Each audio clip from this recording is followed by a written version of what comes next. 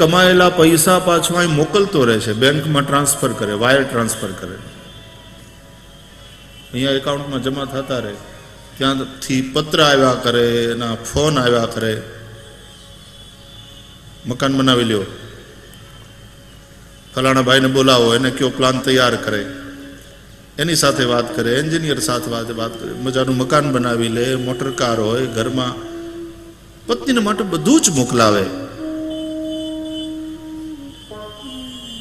અને પતિથી એને બધું જ મળ્યું હોય, પત્નીને કોઈ વાતનું દુઃખ ન હોય, કોઈ વાતની સમસ્યા ન હોય,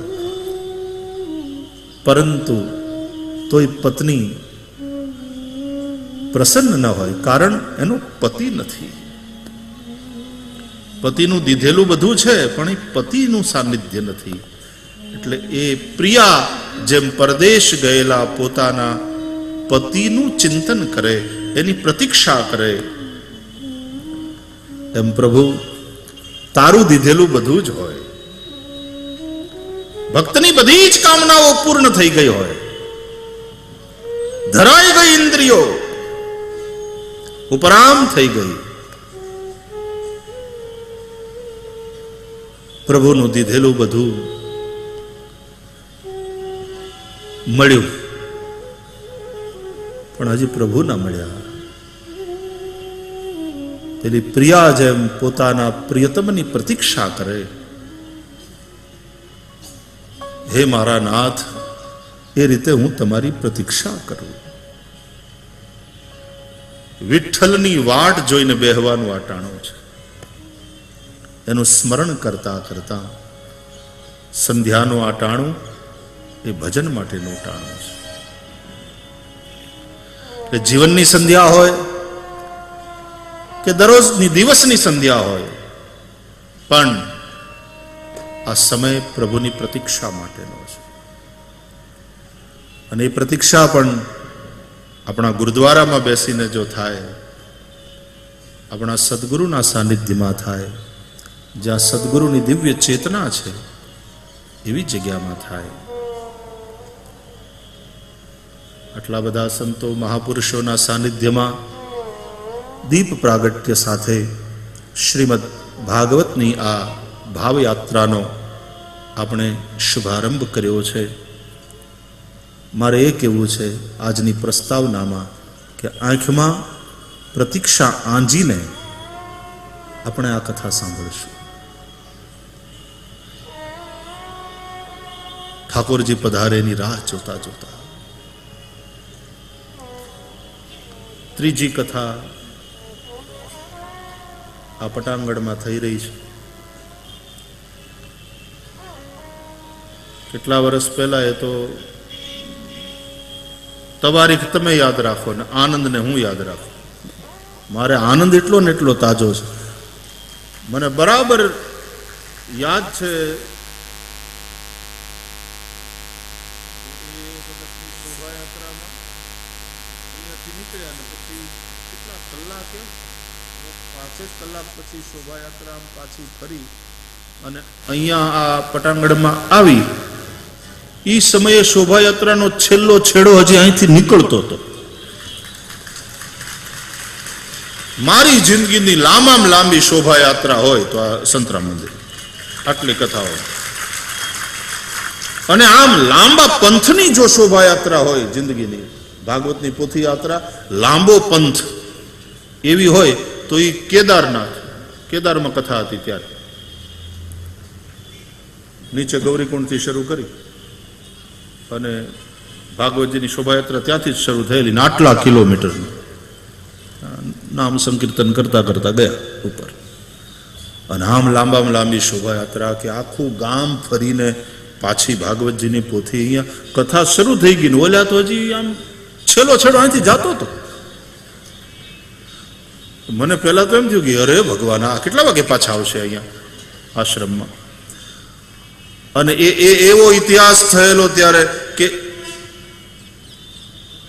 શોભાયાત્રાના રૂટ ઉપર સામાન્ય રીતે શું થાય કે 10 મિનિટ 15 મિનિટ અડધો કલાક તમે આમ તમારી અગાસીમાં તમારા ઘરને આંગણે આમ બહાર ઉભા રહ્યો, ભાગવતજીની શોભાયાત્રાના દર્શન કરો, ભાગવતજીની પોથીનું સ્વાગત કરો, પ્રણામ કરો. પણ અડધો કલાકમાં તો પછી તમારા ઘરની સામેથી વયું જાય. પણ અહીંયા એવું હતું કે આખા શોભાયાત્રાના રૂટ ઉપર કોઈ એક પર્ટિક્યુલર મિનિટે આખા રૂટ ઉપર કોઈ ઘર એવું નહોતું કે જ્યાં ત્યારે શોભાયાત્રા ઊભી ન હોય. આખો રૂટ ભરાયેલો શોભાયાત્રાથી. અમે અહીંયા મોઢું અહીંયા આવી ગયું, પૂછડું હજી નીકળતું હતું.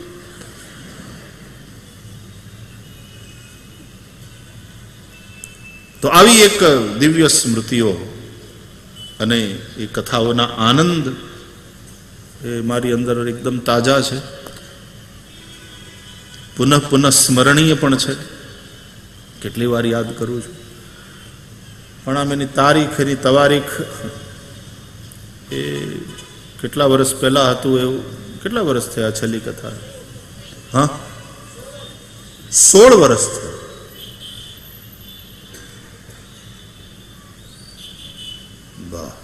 અને એની પહેલાની 94,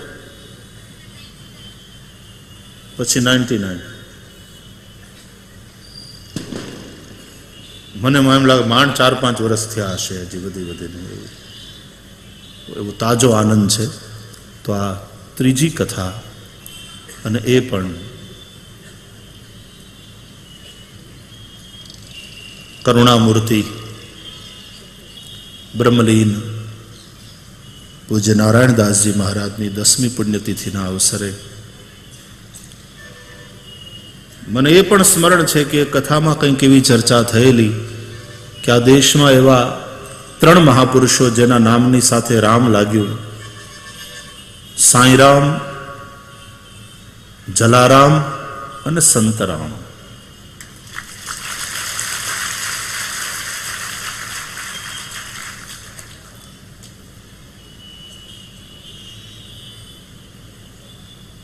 જ્ઞાન, ભક્તિ અને જાણે વૈરાગ્ય, સત્ય, પ્રેમ અને કરુણા, સાંઈરામ, જલારામ અને સંતરામ. તો વૈરાગ્યની ભૂમિકા, કારણ કે પરમહંસોની વાત છે, યોગી અવધૂતની વાત છે. જે દિવ્ય જ્યોતિ સ્વરૂપે બિરાજે છે. આપણે એટલા માટે દિવ્ય જ્યોતના દર્શન કરીએ છીએ કે આપણી ભીતર પણ એ અનુભૂતિ બનીને પ્રકાશે. એમની કૃપા આપણને અનુભૂતિની યાત્રા કરાવે. તો એવા કરુણામૂર્તિ બ્રહ્મલીન પૂજ્ય નારાયણદાસજી મહારાજની 10મી પુણ્યતિથિ, આખું બધું દ્રશ્ય, પેલી ફિલ્મ પાછી ચાલે છે, વારંવાર રિપ્લે થયા કરે છે. એ બધી ઘટનાઓ વારંવાર અહીંયા આવવાનું. મારા શ્રી પાસે અમારે ત્રિવેણી ચાલતી હતી વિરમ ગામમાં.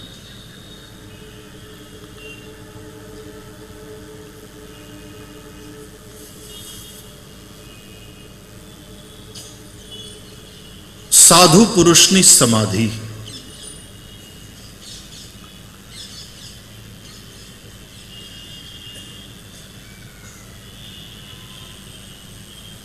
અને શહીદોની ખાંભી.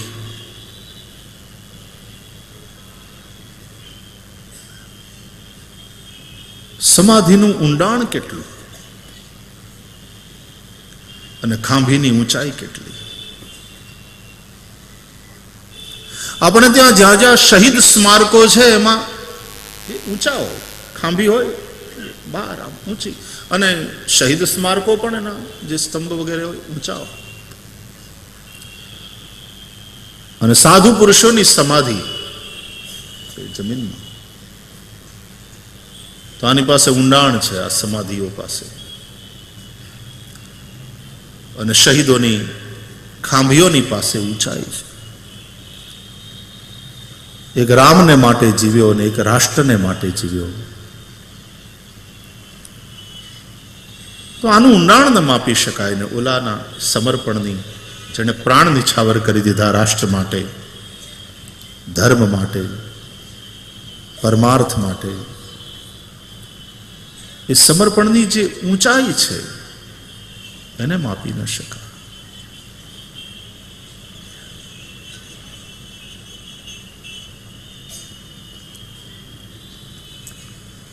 શિવપુરાણ આદિમાં શિવજીના દિવ્ય જ્યોતિર્લિંગની વાત થાય અને ત્યારે વિષ્ણુ ભગવાન અને બ્રહ્માજીને આવે અને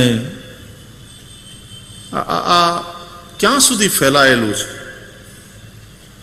આ દિવ્ય લિંગ, એના ઉપર ચર્ચા થાય અને પછી એક આમ આકાશ તરફ માપવા નીકળે એની ઊંચાઈ કેટલી છે, અને એક દેવ એનું ઊંડાણ માપવા નીકળે છે. પણ કથામાં એવું લખ્યું છે કે બ્રહ્માને અને વિષ્ણુને પણ એનો અંત ન મળ્યો. કેટલી ઊંચાઈ છે ને કેટલું ઊંડાણ છે માપી ન શક્યા. આવું એ દિવ્ય જ્યોતિર્મય લિંગ. તો અહીંયા પણ શહીદોની ખાંભીની ઊંચાઈ, એ આમ ભલે એ જે ખાંભી હોય કે જે શહીદ માટેનો સ્તંભ હોય એની જે કંઈ ઊંચાઈ આંખોથી દેખાય એ ભલે કંઈક સીમિત હોય કે નિશ્ચિત હોય, પણ એ સમર્પણની ઊંચાઈને, એ ત્યાગ અને બલિદાનની ઊંચાઈને કોઈ માપી ન શકે. અને મહાપુરુષોનું જે ઊંડાણ છે, એના વ્યક્તિત્વનું જે ઊંડાણ છે, સાધુ પુરુષોનું કોણ માપી શકે? આજે જ પૂજ્ય રામદાસજી મહારાજ વાત કરતા હતા, અમે બેઠા ત્યારે, કે પોષ શુક્લ પૂર્ણિમાના દિવસે સમાધિ લેવાની શ્રી સંતરામ મહારાજની ઈચ્છા અને વાત કરી. પણ કેવા આ કરુણા, એટલા માટે સત્ય, પ્રેમ અને કરુણાની વાત કરી. ત્યાં સાંઈરામ સત્ય, જલારામ પ્રેમ અને સંતરામ કરુણા. તો હમણાં નોકરી કરું છું ને બાપજી, ત્યાંથી હમણાં તો મારે બહુ કામ માથે છે ને રજા મળે એમ નથી. તો કે તો કાંઈ વાંધો નહીં, આપણે ખમી જઈએ, આપણે ખમી જઈએ. તમારી અનુકૂળતા એ મારી અનુકૂળતા, આ કરુણા છે. અને પછી થોડા સમય પછી કોણ, શું નામ કહ્યું, પૂંજાભાઈ, કે બાપજી હવે મારે કામનું ભારણ થોડું ઓછું થયું. પૂંજાભાઈને પ્રણામ. કે અમે પાછું કહી દીધું કે બાપજી હવે કામનું ભારણ થોડું ઓછું થયું, તો તમારો ઓલો જે કાર્યક્રમ હતો એ તમારે કરવો હોય, આપની જે આજ્ઞા હોય એ પ્રમાણે. અને પછી સંતરામ મહારાજે માઘ શુક્લ પૂર્ણિમા નક્કી કરી અને એ સમાધિ, એ ચેતન સમાધિ, અને પછી દિવ્ય જ્યોતના રૂપમાં એમનું સાનિધ્ય. ભગવાન શ્રી કૃષ્ણ પરમાત્મા પોતાની લીલાનું સંવરણ કરી અને પછી જ્યારે સ્વધામ જવાની તૈયારી કરે, અને ત્યાં અહીંયા જેમ પૂંજાભાઈ એમ ત્યાં પાર્થ, ઉદ્ધવ, ભગવાનનો અંતરંગ ઉદ્ધવ. અને ઉદ્ધવે કહ્યું કે આપના ગયા પછી શું કરશે આપના ભક્તો, કેમ રહેશે, કેમ જીવશે? અને ભગવાન શ્રી કૃષ્ણ બોલ્યા, ઉદ્ધવ, વેદવ્યાસજી દ્વારા રચિત શ્રીમદ ભાગવતમાં હું મારું તેજ મૂકતો જાઉં છું. આજથી શ્રીમદ ભાગવતના સ્વરૂપે હું મારા ભક્તોની વચ્ચે રહીશ, એનું માર્ગદર્શન કરીશ. એમાં પૂંજાભાઈએ પૂછ્યું છે ને મહારાજને, અને પછી મહારાજે કહ્યું કે ભલે તમે મને સશરીર નહીં જોઈ શકો, પણ હવે હું દિવ્ય જ્યોતિના રૂપમાં તમારી સમક્ષ, તમારા સાનિધ્યમાં રહીશ. અને એ દિવ્ય જ્યોત ભક્તોના હૃદયને ઉજાળતી રહે છે. ભાગવત શબ્દાત્મક જ્યોત છે. અને અહીંયા આપણા મંદિરમાં જ્યોતિરૂપ શબ્દો છે. આ શબ્દાત્મક જ્યોત છે ભાગવત.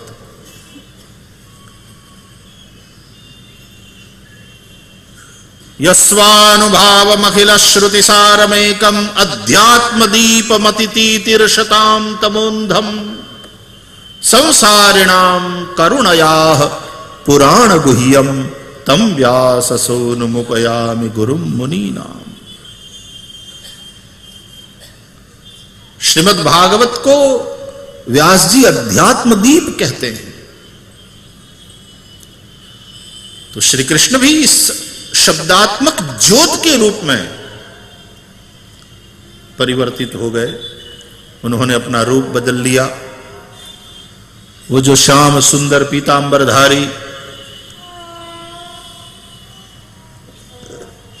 जगमोहक रूप था, वो श्रीमद् भागवत रूप शब्दात्मक ज्योत में परिणत हो गया। और उसी तरह योगी अवधूत श्री संत राम महाराज का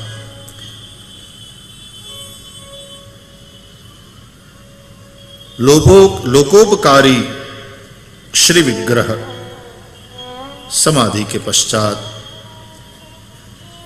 दिव्य ज्योति में परिणत हो गया। ये ज्योति रूप शब्द है, ऐसा समझिए। और ज्योति के दर्शन से भीतर प्रकाश होता है। और ये शब्दात्मक ज्योत है भागवत। इसके श्रवण से भीतर प्रकाश होगा। हांज पड़े ने वाला ये दीवड़ा पेटा हुआ नु टाणु छे। बत्ती करो, बत्ती करो।